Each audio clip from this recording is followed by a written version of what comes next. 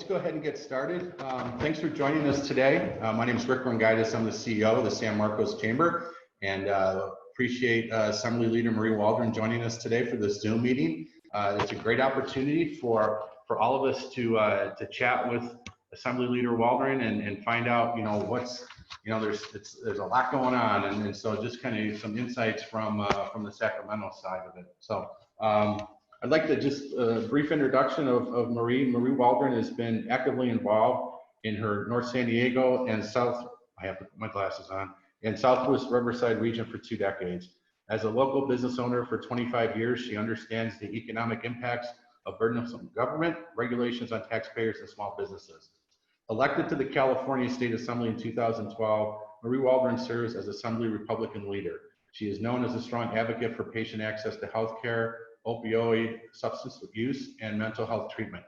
She is a member of the Mental Health Caucus, the prevention support team of Mental Health Systems North Inland Community Prevention Program, and has served on the Assembly Health Committee, the Select Committee on Healthcare Delivery and Universal Coverage, and the Select Committee on Infectious Disease and High-Risk Communities. Prior to her election to the Assembly, Marie served for 14 years on the Escondido City Council, fighting for public safety, budget stability, and neighborhood revitalization. Currently, Assembly Minority Leader Marie Waldron has been appointed by Governor Newsom to the COVID-19 Economic Recovery Task Force for the state of California, alongside the CEOs of PayPal, Apple, Chevron, and many other business and government leaders. As a small business owner herself, Marie is representing small businesses on the task force Small Business Subcommittee, where she daily advocates for what our local small businesses actually need to reopen. So with that, I'd like to throw it over to Assembly Leader Marie Waldron. Thank you so much for joining us today. Thank you. It's great to join you. Normally I'm not in the district at this time, but it's great to see you, even though it's on a computer and not in person, which is difficult. Usually in July, we do our Meet the Electeds over at San Marcos, usually at the City Hall. And this year, I don't know what's happening with that. But, it's always nice to be able to at least chat about some of the things that are happening, and a lot of things up in the air, just as they are for us as business owners and us in our own families. This whole COVID crisis has really wreaked havoc on everything, as you know. I was elected, as the bio said there, in 2012. So it's been 8 years serving in the legislature, and this by far has been the most crazy and the most upheaval. Governor Newsom is in his 2nd year, so we're trying to get used to working with a new governor. Governor Brown was there the whole time previous that we were there. Our assembly is made up of 80 members, and we work together pretty well. We're not like DC, that tends to be a lot more, the one side doesn't talk to the other or not working together. I feel generally we work together.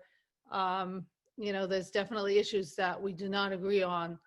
And some of the times we're able to make some of those things less bad, and that's our role, is to make sure that we call that out when things are affecting business.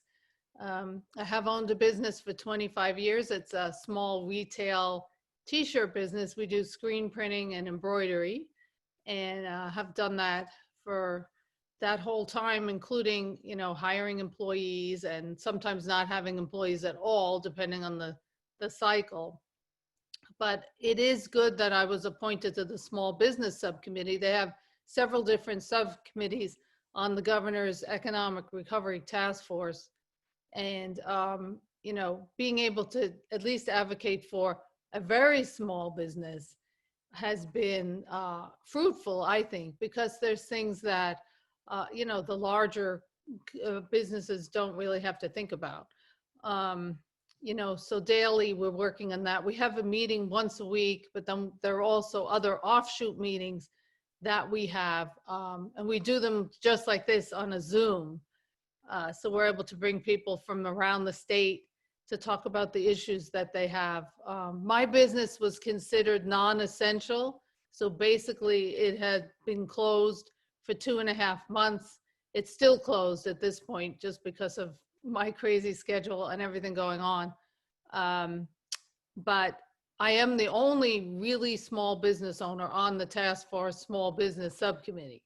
So that tells you a lot about how much, of a voice that I can have for small business. But, we're talking about a lot of things, including financial relief for small businesses, how we can have a moratorium on getting new regulations that have already been voted in and signed by the governor, get those to not come into effect right away, maybe phase them or put them off permanently, which would be a good thing. Shielding businesses from litigation, as well as creating incentives and helping business as they reopen, and give them the incentives, to hire again people back in.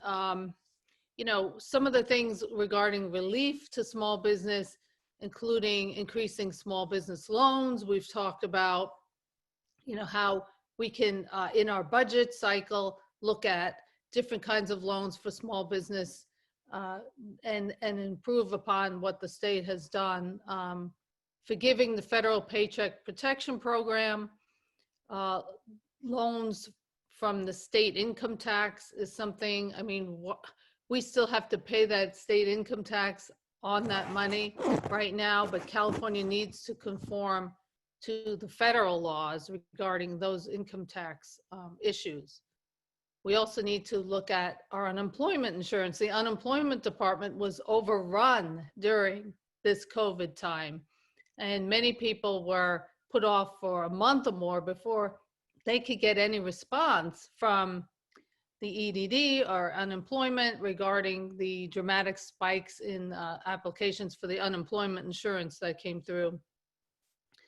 Unfortunately, this may cause these unemployment insurance tax rates to increase for business that already are suffering due to the heavy losses they've taken. So businesses shouldn't be, penalized for being forced to shut down by the government and lay off employees because of what the government did in the COVID crisis. So we're looking at a couple of things: immediate suspension of the recalculation of the unemployment insurance experience ratings back to 2019 existing ratings, so that employers don't get dinged due to the pandemic, or temporary suspension of the unemployment insurance payroll taxes for small businesses. It takes a big impact on all of us, from small to large. For instance, Pechanga is in my district, in Temecula. They had to lay off over 5,300 people. So you can imagine the hit that they're going to be getting in their unemployment insurance taxes.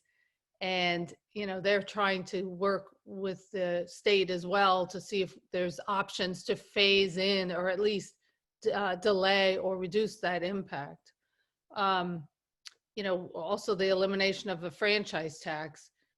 We have in our budget right now, for new businesses, they do not have to pay that $800 minimum LLC fee for the first year of operation. That doesn't help the rest of us, but at least it's a help to try to incentivize business to start up. I've got 2 LLCs, so I have to pay that every year, so I know what it's like. We try to advocate for more federal money. If there's federal money to be given, we want to make sure that California can also participate in that, since we do pay into that. It's our money that comes back to us. We're looking at what kind of rules we can suspend. Of course, things like AB 5, the law that prohibits independent contracting, or actually redefines how independent contracting is looked upon from business to business, as well as hiring employees, as independent contractors, which my business did. Those things, we're trying to look at different exemptions or suspending that, or come up with a better alternative. so that we can get more people hired, get people, back in the gig economy, the freelance economy that really helps, businesses in many ways. So, there's other issues with CEQA, the California Environmental Quality Act, that impedes development of new housing construction, would help put small business, independent contractors back to work on the job, electricians, drywallers, framers, plumbers, et cetera. So the other thing too is, as we reopen, it's not just, okay, you can open and the next day the doors come open and, you have all your PPE and safety guidelines and everything in effect. We need to make sure we have a liability for small businesses. The business community is understandably concerned about potential lawsuits over COVID-19 exposure. And we want to make sure that, we have protections in place for that. We could go on and on. I don't know how much you wanted me to talk about. These are the things we talk about in our small business subcommittee.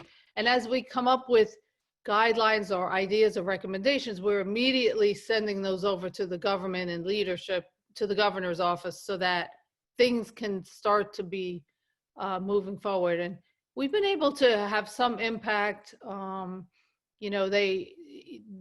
of the things are going to take time, and that includes the lack of, in many areas, rural areas, which includes my district, lack of really stable internet service. And that affects businesses as well, especially we're doing a Zoom call. I mean, I don't know if my internet is going to go down as it does every day. So I'm hoping for the best. It's difficult to run a business when you don't have reliable internet service. That's something that is a statewide issue, actually. So that's kind of like a little bit of a background. Right now, we're in the middle of budget negotiations. It looks like the leadership has come to some kind of agreement. We're now starting to get some of the language of what trailer bills are going to look like, some of the things that we're dealing with. Normally, in a session, we would have about 3,000 bills come through. And this year, it's been whittled down to just several hundred because of the COVID crisis. So that's a blessing in many ways. But, basically the budget and the legislation is dealing with pandemics and disaster preparedness, which includes fire preparedness, as well as things related to COVID and reopening. The governor predicted a $54 billion shortfall. That was based on his January numbers. However, the Legislative Accounting Office has a different figure. They're more in the low 40s to mid 40s, where we are as far as a budget deficit. But we are in better standing as a state than most, thank goodness. And that's because we had a rainy day reserve, which we had advocated for many years. Governor Brown actually set that up, and Governor Newsom actually put money into it. We started off the COVID crisis with a $21 billion surplus, which is definitely beneficial to us. That will allow us going forward to have some money that will help reduce cuts that are going to be necessary. Along with revenues that are coming in and starting to come up. We'll know after the second quarter numbers are in where we stand. We expect we're going to come back in August and revisit the budget and maybe be able to do more things. The governor wanted to do more cuts. The legislature wanted to hold off to see what the numbers are. So right now, we're kind of in a holding pattern with our budget. It's approved, but we will be going back and making amendments in August, depending on the outcome of the revenues that we see. So we can't use the whole $21 billion surplus at once. By law, we can only use about half of it. So, there's 6 to 7 billion, or about about that we'll be able to use this year if necessary. The COVID crisis cost us almost $3 billion. And we are expecting to get some federal funds to cover a lot of that. So I don't know how states are doing it that didn't have a surplus. So we should be thankful for that. And we're just waiting to see what the shoe drops and what the cuts will end up being. So that's kind of a brief outline of what we're doing right now. Thank you, Assembly Leader, and that's a lot. And I think sometimes we get to the point where it's like COVID-19, COVID-19, that it's just all these other things that we were working on, that we're dealing with as business owners, as legislators before our lives all changed in early March. So there's all these, whether it be AB5 or some of these other things that still needs some work to do. So one thing I wanted to mention regarding the meet your elected officials, we are planning on doing that on July 23rd. I was hoping to do some type of virtual and real part of it, but I think we're going to end up doing it virtually. But we are planning on doing that as well. So this time we want to go to, and all that information is on our website. So if you want to join us, I want to go to some questions. So either you can either raise your hand or put your question in chat. I'm going to call on John Osborne. John, you have a question? John, you're still muted. Let me see if I can mute you. Sorry about that. There you go. Okay, good morning, everyone, and hi, Marie. Hi. My question was regarding the budget and the timing. Is the cycle a July 1 to June 30 budget, and the shortfall that we're talking about is for the 2020/2021 year? Yes. Mm-hmm. Okay, thanks. I just wanted to clarify that. Yes, we have some employee groups that are in limbo. Their contracts expired a year ago, and they don't even know what's happening. A lot of things up in the air, but it's July 1. I have a question. Sure, go ahead. Is it okay for me to talk? Yeah, sure. Yep. Okay, so hi, I'm Lynn with Target River. Haven't met you yet. I just wanted to recount the things that you said your committee is doing. So you're considering getting rid of the $800 fee for new businesses that just started this year. Yes, that's in the budget right now, and the one that we will be voting on probably Friday. Okay, and then you're considering doing something with the unemployment insurance taxes? Yeah. Well, the governor is looking at, actually, we've had a couple of calls with him regarding it. He can actually do a phase in of that. The legislature can also do it, but the problem is the legislature will take longer because a lot of those things don't take effect right away without the urgency, which, because of our timeline right now, the assembly is in recess. So, that's why we keep in touch with the governor pretty closely, because he can actually get some of these things started prior to the legislature. Right. We discuss it, so as long as we're in agreement, that works out pretty good. Got it. And was there anything else? Regarding the unemployment insurance, or? No, just regarding what your committee is doing for small businesses right now. We've all the things that I was listing about suspending the new regulations, talking about some of the things they're trying to do include promoting small business, but that's difficult because we have such a variety of small businesses that are in the state. So what the task force has done is brought together people from pretty much every industry. I mean, we have agriculture represented, we have tribal, we have retail, we have office, legal.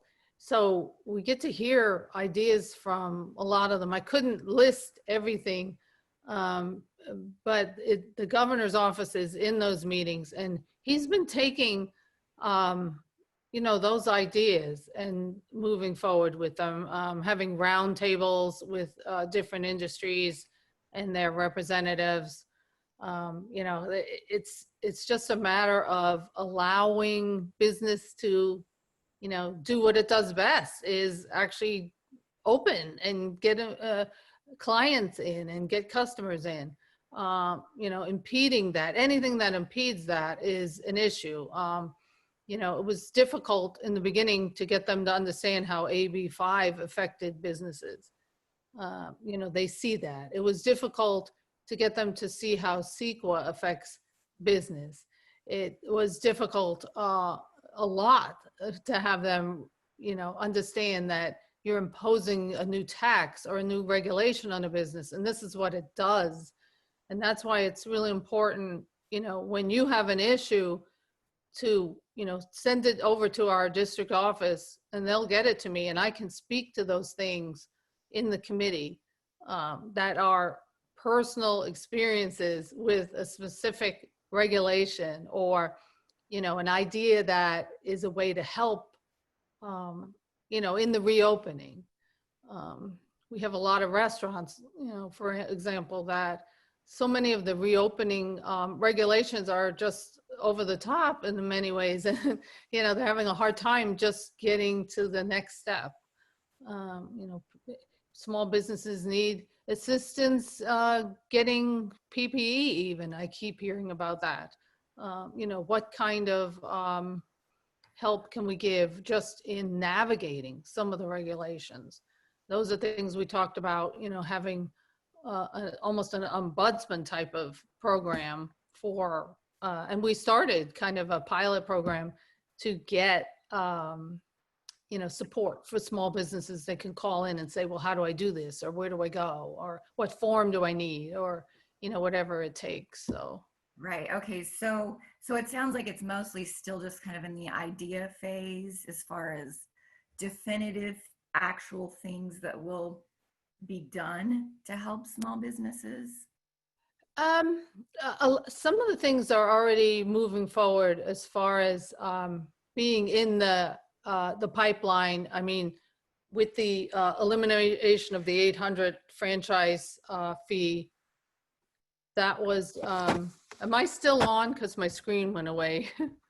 I can see you. Can you see me? Okay. Everything just went off here. Okay. No, you're still on. Okay. Nancy, you shared your screen.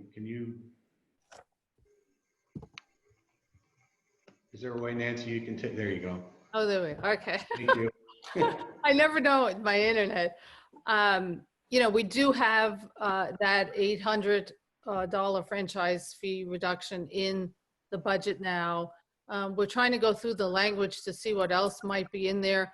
Our hope is increasing the small business loans could be part of it.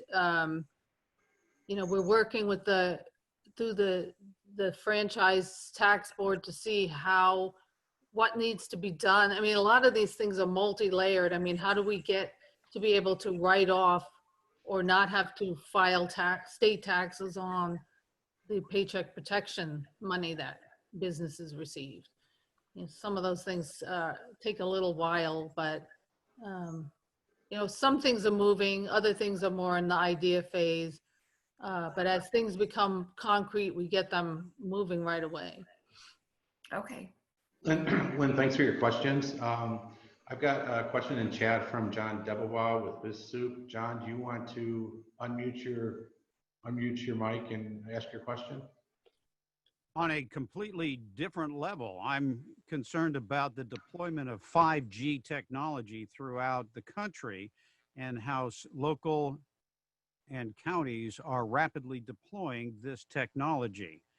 There are concerns in the health reasons, but my concern is what support, if any, are communities providing any technology companies for the deployment and the use of 5G technology? I don't know. That's a difficult one. I know that we did discuss legislation about 2 years ago that dealt with being able to upgrade all around, especially in rural areas where there was a lack of internet and accessibility even to cell phones. That ended up, I think the governor vetoed it. And then we haven't seen anything similar since in the legislative field. However, I don't know, is John still on? John Osborne? He could probably talk about some of what's happening, in the industry regarding that. Yeah, I could chime in if you like. The current law of the land is really has been delivered by the Federal Communications Commission, the FCC, through the FCC orders. And what it says is that local municipalities cannot regulate for health effects. They do control kind of the time, place, and manner for the installations. And there's a lot of fear in the public about 5G, that maybe it hasn't been tested and could have harmful effects on the health of people. But the FCC has done thousands and thousands of tests on all levels of the spectrum for communications, and it really runs the gamut from radio waves all the way up to UV light. So that's why the federal government's taken the position that you can't really regulate for health effects, because there are no known health effects associated with wireless telecommunications. So, without going into too much detail, there was a bill a couple of years ago that stalled in the Appropriations Committee because the chair wouldn't let the bill be heard, and that would have helped telecommunications companies deploy their small cells in a little more expeditious manner, but that didn't go through. So subsequently, the FCC did pass the current order, and it does provide some timeframes in which municipalities must act and how they can rule on applications. So they can't effectively prohibit coverage from a carrier, and if they are effectively prohibiting coverage, then the telecommunications companies have the right to sue. It's not really optimal because that's a multi-year process, but generally it works out. It works with a lot of delays, but eventually sites are being deployed. It's just probably a lot slower than the telecommunications companies would like to see, and delays a lot of the benefits to our businesses and our residents. Well, there's a lot of debate regarding the health aspects, but my concern is, are we as a community, and where I reside in San Marcos, are we providing subsidies? Are we payment? Are we leasing? Are we receiving income? Or is the community paying for this technology? Yeah, so the community is not paying for the technology. In fact, the cities are the landlords in this case, because the small cells will go on existing city infrastructure to the extent possible. And usually that's a light pole with a little antenna at the top of the light pole. It's generally 24 to 36 inch omnidirectional antenna that sits in a radome or a cap on top of a light pole. So the cities do get revenue for that. The FCC has set the guidelines on what the reasonable amount of revenues that can be obtained for that are, and that's defined as a safe harbor rate of $270 a year. So it's not a lot of money. I wouldn't be concerned about the cities being co-opted into working with the telecommunications carriers from a revenue standpoint. That's simply not the case. Thank you. Thanks, John. I have a question from Ray Steinbeck. Ray, go ahead and unmute yourself. Thank you, Rick. Hi, Marie. Thank you for putting yourself out here. Appreciate it. I own a beauty school in San Marcos. We've been in business for 35 years. We, like many other small businesses, were considered non-essential, and we've been closed since March 16th by order of the County Department of Health. First is kind of I don't know what you can do to help with this. The county seems to be deferring to the state as far as reopening, and the state defers to the county, and we're kind of stuck in the middle, and it's hard to get a definitive answer as to when we might be able to reopen. That's my first concern, is the ability to reopen. A collateral issue that has come up, and Rick and I have discussed this, and we haven't gotten any response from SDG&E yet. And I want to ask the other business owners here if they've incurred the same issue. I've been closed, like I said, for over 2 months. After being closed for a month, I got a bill from SDG&E, even though my school is silent. All the HVAC units are off, the lights are off. Only person that comes to this school is myself on a daily basis. And it is a much different environment than when I've got 100 students here doing hair with blow dryers and ACs on. And so I can use a lot of energy. For the month that I was closed, I received a bill from SDG&E for $1,000. I called saying there must be a mistake. I haven't been using any energy. And I finally, after several attempts, got a hold of an analyst who explained to me about non-coincidental energy charges. Are you familiar with that term? Non-coincidental. Yes. Okay. No, I could surmise what they mean by that, but. Well, what it means is they were able to charge me, even though I used a tiny bit of energy, they were able to charge me half of my maximum usage from the prior year. So last August, September billing period, I had over a $2,000 SDG&E bill because it was hot in the summer and my school was open. Right. And even though I used hardly any energy, they are allowed to charge me half of that maximum amount. So I don't know if any other business owners have incurred those types of energy costs when they're not using it. The explanation I received is because they have to build to that capacity in case I use it. If I don't use it, I'm still going to be charged for it. So long story short, I got charged for energy I didn't use. I called the PUC. Okay. And well, first of all, SDG&E told me they have no flexibility in what to charge me. They're allowed to charge that because the PUC and them have an arrangement to that effect, which is very complex and hidden and complicated in your SDG&E bill if you've ever tried to go through it line by line. And hit a stone wall with the PUC as well. So as a legislator, you're our only interference between these two agencies, if you will. So if you would be so kind to look into why the legislature is going to allow SDG&E and the PUC to charge me this non-coincident usage charge when I had no say in how much energy I could use. I got shut down by the county. So that's why ironically, that's why my energy bill went down so low, or should have gone so low, but yet I was charged half of my prior year's maximum usage. Right. Wow. Okay. We will definitely look into that. I know in my small business, I had a little different thing happen.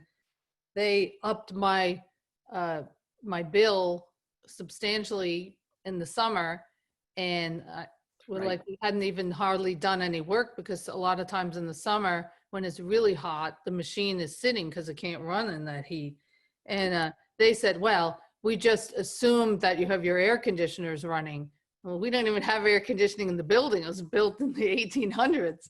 So, it took them a few months and they finally, took that off and gave us a credit. But this is different.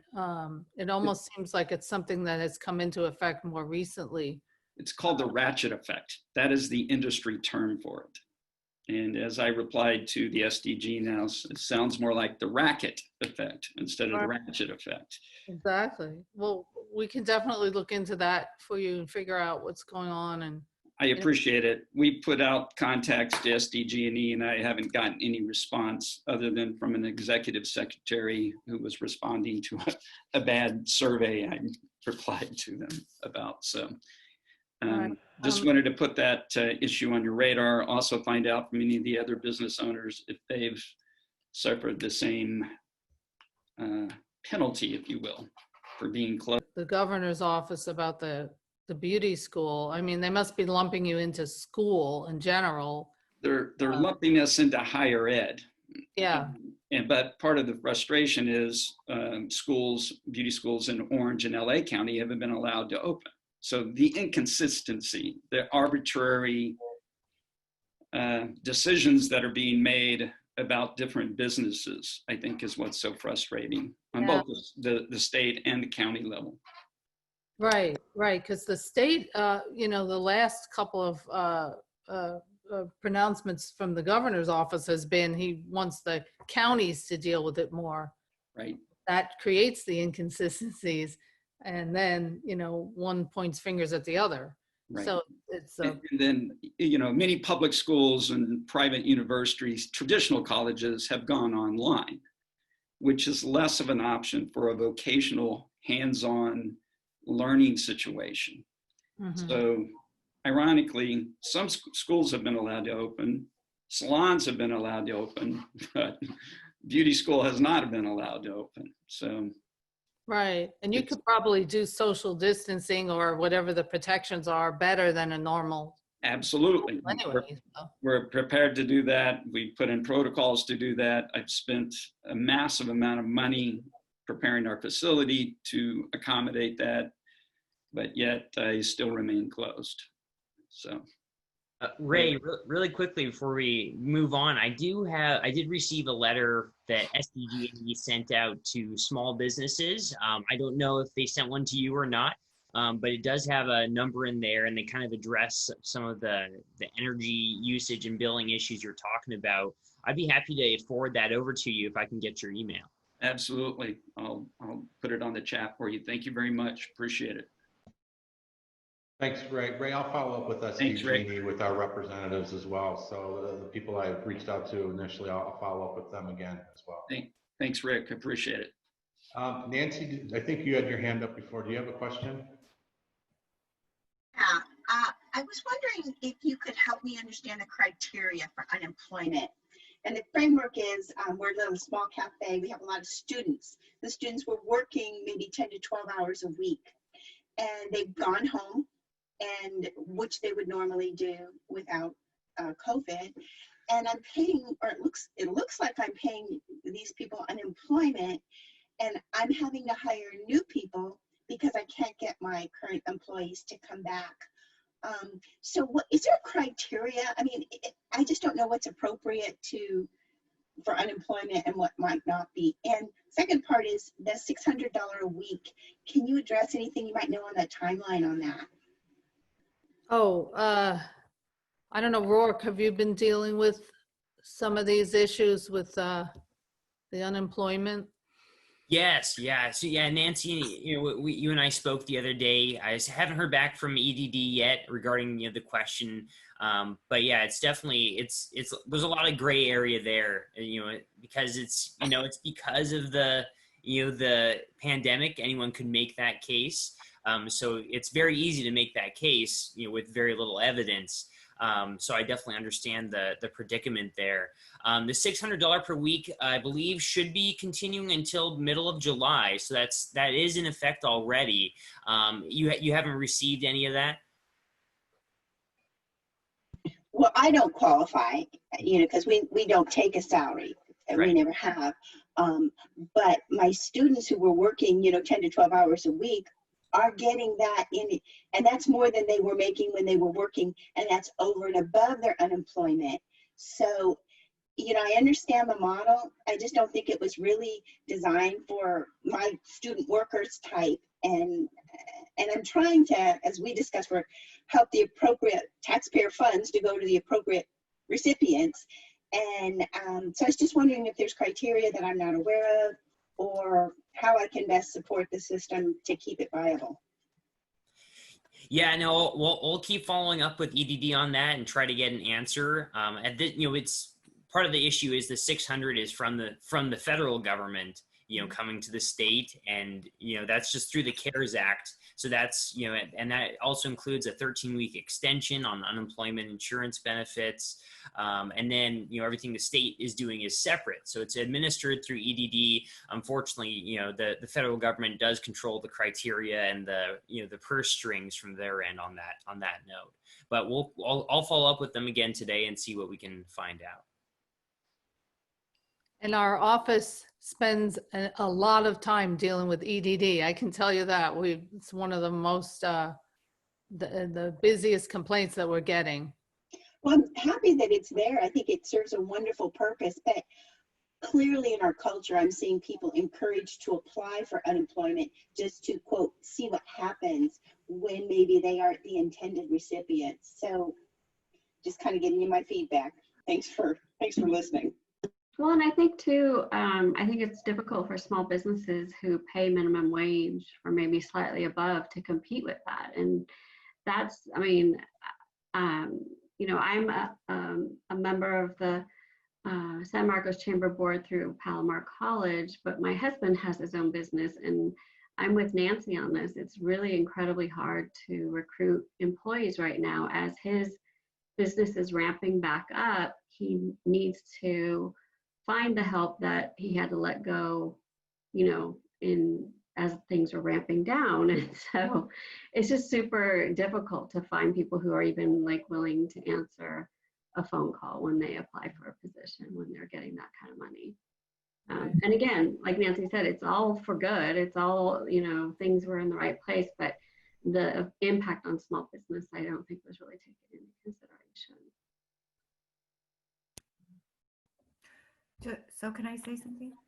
Sure, Lynn, go ahead. Well, okay, so I'm sitting here listening to all this, and someone tell me what I can do. Tell me, how do I support these other businesses that are having money taken out of their pockets when they're not allowed to open their door? As someone that's just sitting here in the community listening to what's going on, I want to know an active step that I can take to benefit other businesses, because I'm shocked right now. I can't even believe these things are happening. It's like the introduction of this meeting was how dramatic it is. We've all been so harshly affected by COVID. And I've heard 2 minimally small things that are being done to help support small businesses, and they haven't even passed. By my understanding, I want to know what I can do as someone who lives in California to help all of these people out. I'm ready. Well, one of the important things is to make your voice heard. I'm listening. That's one of the reasons I definitely wanted to come on, to hear directly from you. And also, who do I need to talk to specifically? What's that? Who would I talk to specifically? Well, the governor's office, definitely. Sending a note or letter, email, call, those things are helpful. I can take whatever we hear through my district office to the task force as well and talk about it there.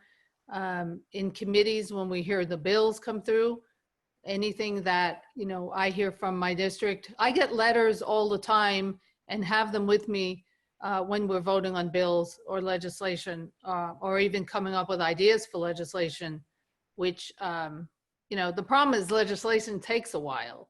So, well, it doesn't when it's something beneficial to themselves. So it just seems like there should be something done to accelerate the process, since we are dealing with something that's absolutely unprecedented. Right. And I that's think why trying to walk in and say, that's like these 2 tiny things. Businesses can't even open their doors. That's like, I'm not hearing anything that's remotely beneficial to these business owners personally.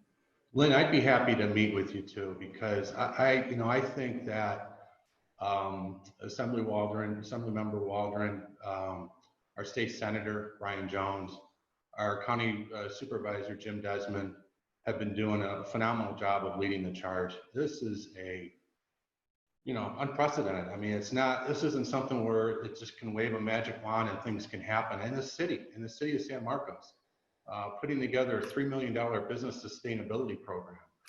We've partnered with the city to do the business safety promise. I think there's, when you say two things, I think there's countless things that our leaders have done in San Marcos to help accelerate at the county level, what Maria said from the state level, and certainly from the city level. Our mayor and city council have been in the forefront of pushing to get businesses open. So I'd be happy to chat with you off this meeting and just work with you and see if there are some things that, as a chamber member and as an active chamber member, maybe there are some things that you can help from a community standpoint as well. Yeah, I would love to hear those things, because I definitely would like to do something to benefit my community members and fellow small business owners. Sure, let's connect after the meeting. Be happy to. We still have a little bit of time if anybody else has any questions. I wanted to thank you for not only coming on board, but also some of the things that you discussed, as a small business, and I think you, Marie, have felt this as well, just the regulations that we're under, to lift any of those to make it easier to operate, and any tax relief. You mentioned the LLC fees for new businesses, but that $800 a year, I don't even know what I'm paying it for, where it's going. I would love for that to be discussed. I've heard rumblings about, payroll taxes being reduced. They're huge. I mean, for every dollar we pay in payroll, it's another 30 cents. It's $1.30 to us businesses. And as minimum wage goes up, that just gives more people a raise, other than the employees. So, thank you for hearing it. That's kind of some of our feedback. Thank you for addressing that at our state level, and please keep fighting for us. We appreciate it. Thank and you. Lynn, thank you. Lynn, just a shout out to Target River. They did some free marketing for us. So she really does, help the community and has helped our businesses. And so thank you, Lynn. I appreciate that. Any other questions? Assembly Leader Waldron, thanks again for coming on today. Is there anything else you'd like to say before we close today's meeting? No, thank you. Just please feel free to reach out to us, to our office. We do a lot of interagency liaison work. I mean, if you have a problem getting a license or issues with even the franchise tax board, as we discussed, EDD, just a myriad of state agencies, we're able to help in that regard.